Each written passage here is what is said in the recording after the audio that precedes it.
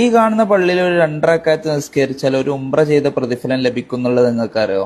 ഇന്ന് നമ്മൾ പോകേണ്ടത് മസ്ജിദുൽ ഖുബയിലോട്ടാണ് കേട്ടോ. മദീനയിൽ നിന്ന് ഏകദേശം 3 കിലോമീറ്റർ ആണ് ഖുബ എന്നുള്ള ഗ്രാമത്തിലോട്ടുള്ളത്. റസൂലുള്ളാഹി സ്വല്ലല്ലാഹു അലൈഹി വസല്ലം മക്കയിൽ നിന്നും മദീനയിലോട്ട് ഹിജറ വന്നപ്പോൾ ആദ്യമായി വന്നിറങ്ങിയ സ്ഥലമാണ് കേട്ടോ ഖുബ.